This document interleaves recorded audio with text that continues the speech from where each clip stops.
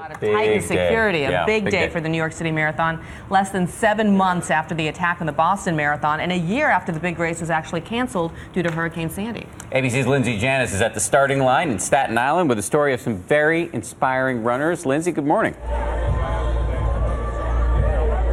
Good morning, Dan and Bianna. It's a cold, cold morning out here, but organizers say this marathon is back better and safer than ever. Police pulling out all the stops to protect the world's biggest marathon. They've got eyes in the air, on the water, thousands of officers lining the route. Now, there are expected to be 48,000 runners and 2 million spectators here today. You can see some of the runners milling around behind me, trying to stay warm ahead of this race. It's 26.2 miles starting here in Staten Island and ending in Central Park. There are, of course, many inspiring stories, but we had a chance to meet up with one incredible family as they geared up for today. For the Snyder family, running is so much more than a sport or a way to keep fit. This is our #1 main activity as a family. Everything else kind of comes second to running. 23-year-old identical twins Alex and Jamie are severely autistic. On the spectrum, they're at the very bottom. Both of them are nonverbal. Running has given them joy and relief from the frustrations of not being able to communicate. When the boys were 8 years old, Dad Alan noticed how much they liked to chase him around.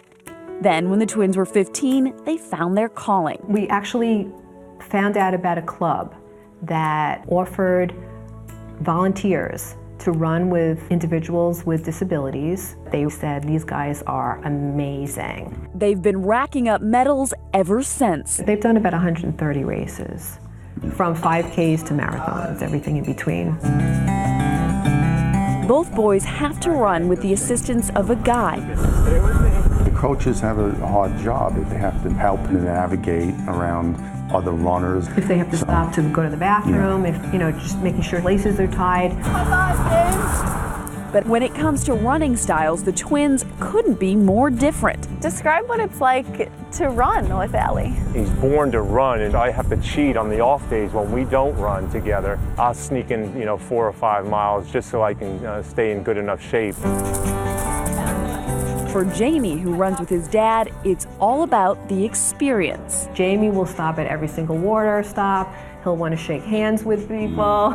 I suppose it's a nice bonding experience for the two of you. I try to explain to people there's not a lot I can share with him, but when we're running, it's an unspoken language going on. It's been wonderful, really. Robin and Alan say they don't know where their family would be without running. They don't live a normal life, so this is something that really, I think, connects with them and makes them happy. Yeah. Now, the twins are running today for the Association for Science and Autism Treatment. Alex is hoping to beat his personal best of 3 hours and 23 minutes, which he set in Boston. Jamie just hoping to get through this race. He hadn't finished in Boston when those bombs went off. He was traumatized by the chaos, so today he's going to be running with his iPod.